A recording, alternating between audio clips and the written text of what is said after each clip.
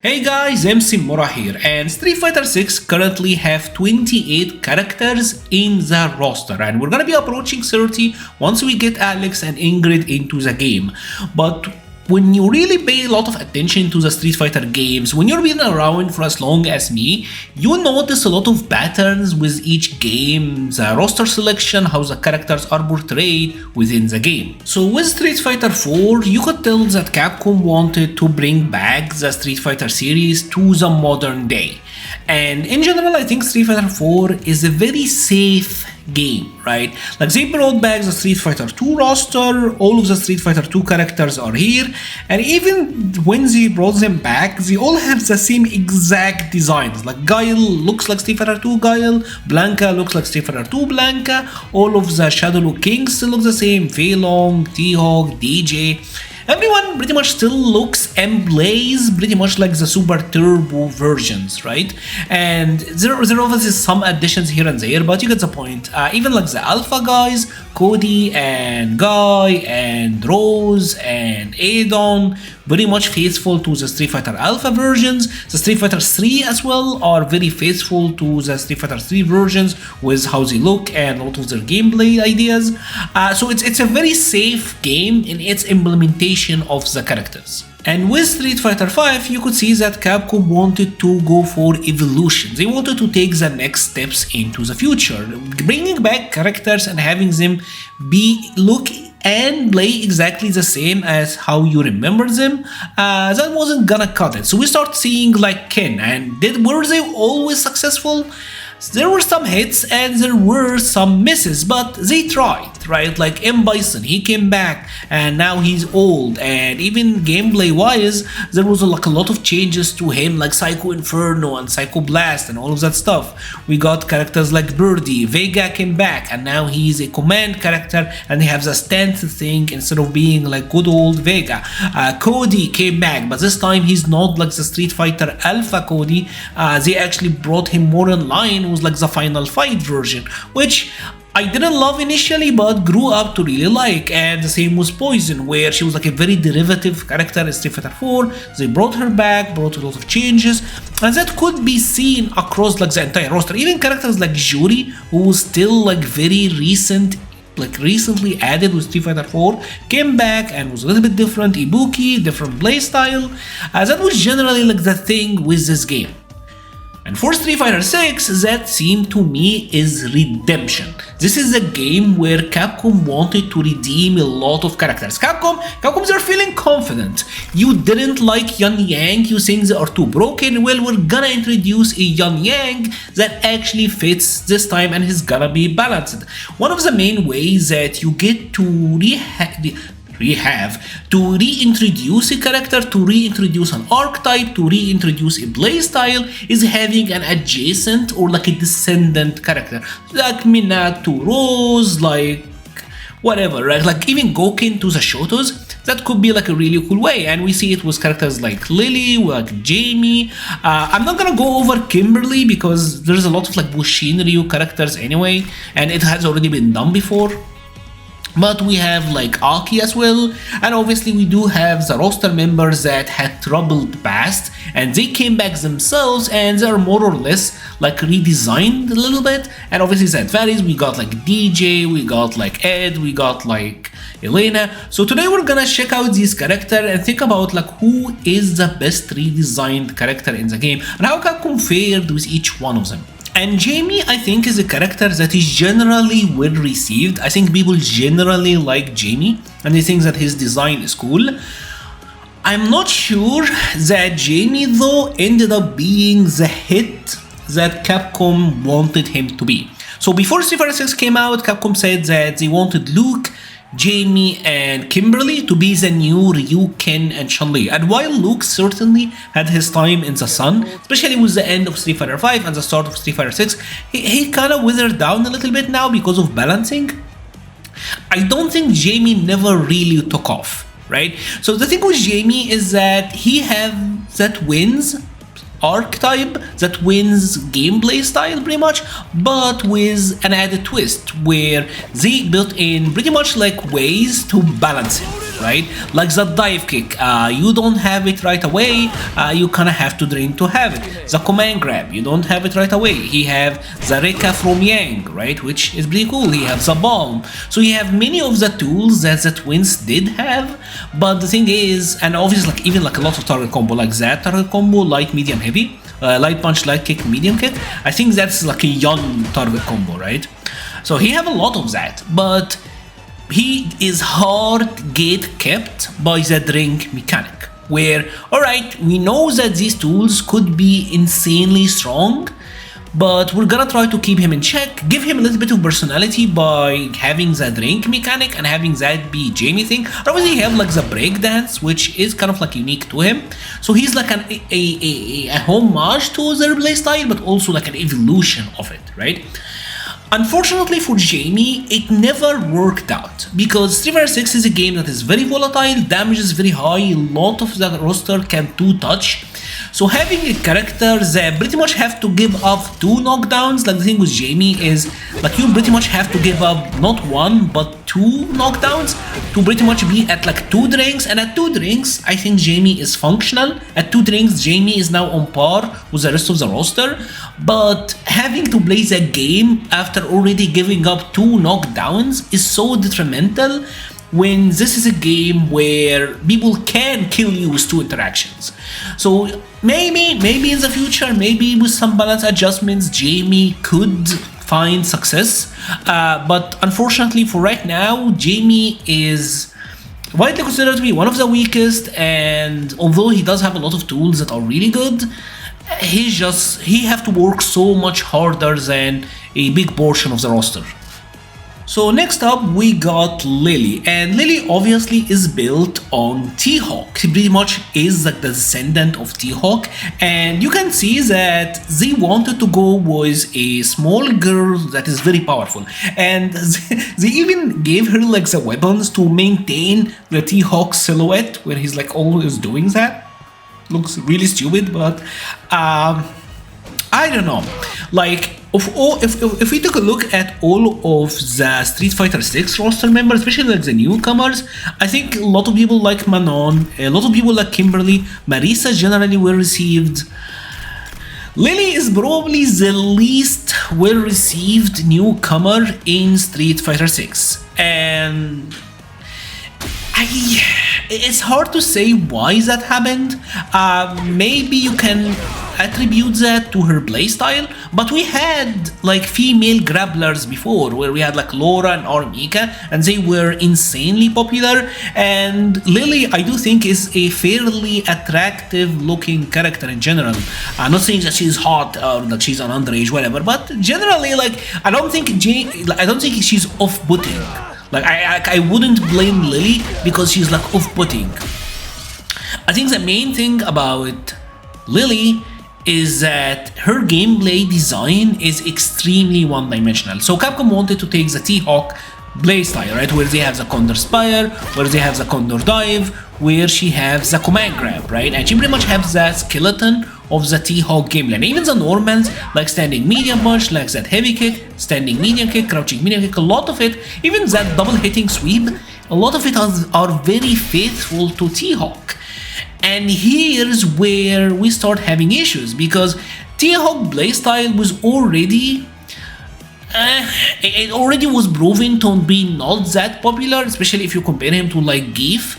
So maybe they could have done with her what they did with a character like Aki, where they took the skeleton of that tool move kit but took it in another direction. And to be fair to them, they tried, where they gave her like the wind mechanic, and the idea of like the wind will introduce like different layers to her game. Do you want to go for Oki or do you want to go for wind? And the wind will make her powerful. The idea is sound, but in actuality it ended up making Lily a very one-dimensional character. And I'll say the main reason that Lily is the way it is that she's a character that is extremely centralized on 2 moves, which is that crouching heavy punch, which does everything for her, and obviously the OD Condor Spire. And when you design a character with 2 moves that are extremely strong, extremely broken, they overshadow everything else, and you base the character entire game plan around them, You end up with a character like Lily, which unfortunately is probably like the weakest character in Street Fighter 6. I'm not talking about the character in terms of playstyle or popularity or even tiers.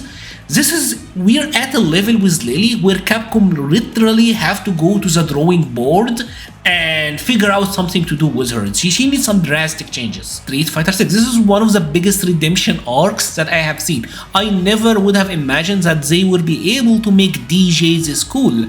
And obviously the visual design does a lot. Like, he actually looks so much better in this game compared to the Street Fighter 2 and the Street Fighter 4 version, but what really matters is the gameplay. He went from being a Guile Light to being a unique character. They could have done what they did with Nash in Street Fighter 5, where they completely drastically changed him, and his move skill does have some change, like the Sobat that went from being a charge to being a command, and machine gun uppers, which also were like a charge move but became command. But for the most part, he still got the fireball that is charged, and he still got the hey hey hey, which is still charged. So his identity, like his charged identity, remains. But they gave him a ton of sauce, where one thing that's really cool about him is that the light versions of his specials will be like the faint version, and that is really cool.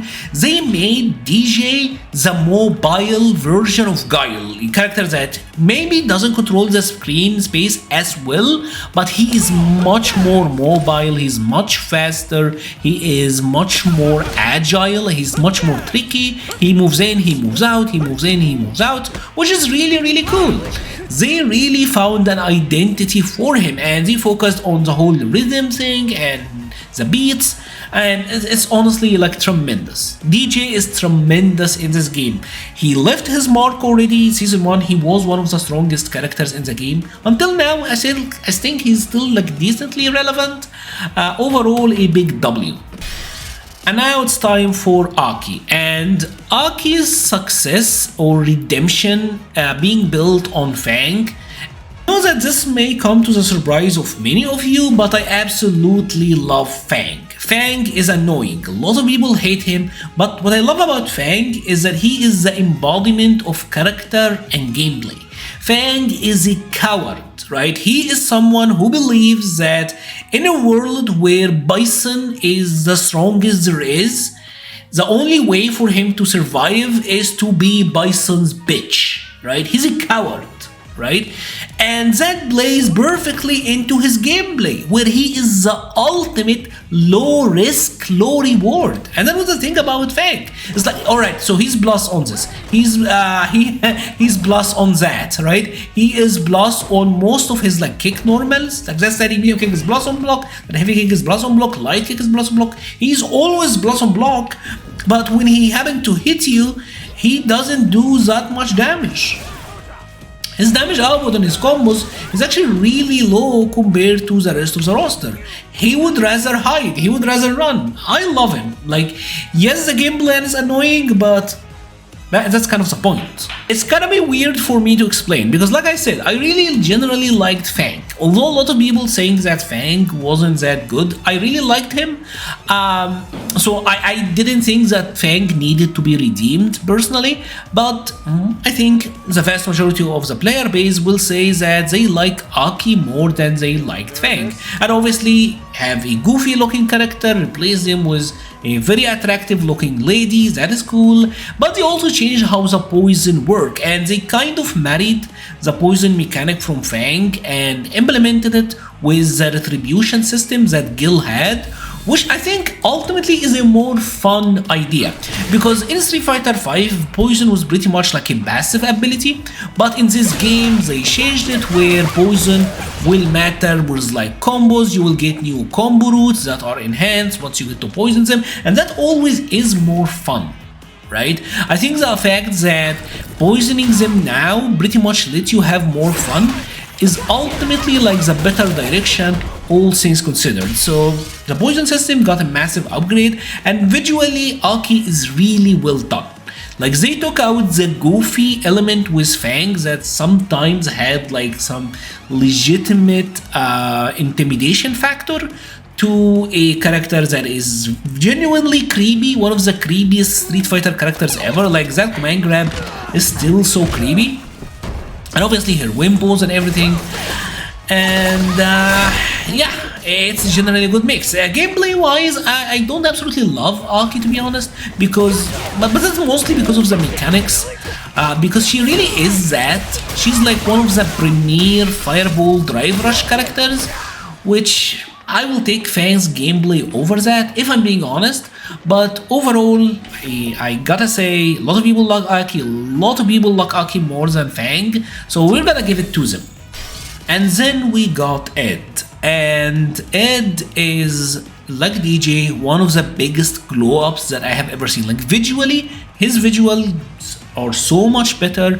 They also went with drastic changes with his identity, where now he is like 100% boxing, and instead of like boxing with psycho powers but also had punches like he did in Street Fighter 5, this one have much more clear identity.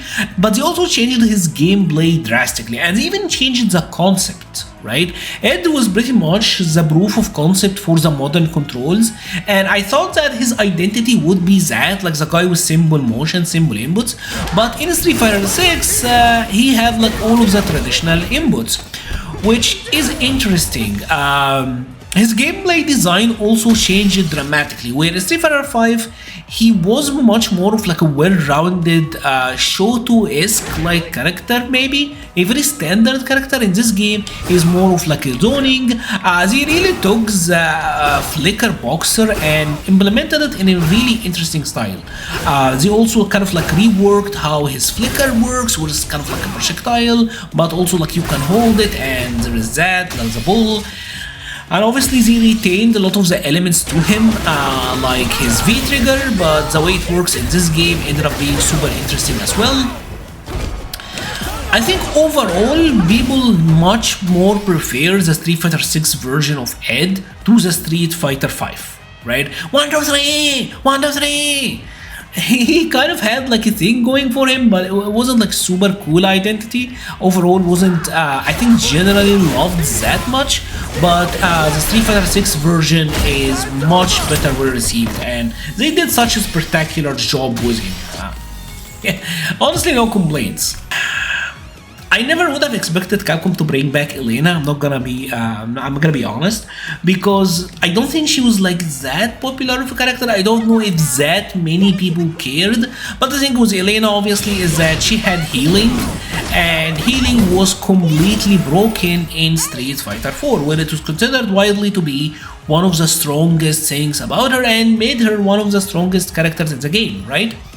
But in this game, Elena is a really cool character. Like, I'd be the first to say that I genuinely like her gameplay, but Elena is also probably, along with Lily and that sort of character, where like she's so underplayed. Like, I never see Elena, and obviously she's never gonna be like a super popular character, but being DLC, I'm shocked by how little I see her.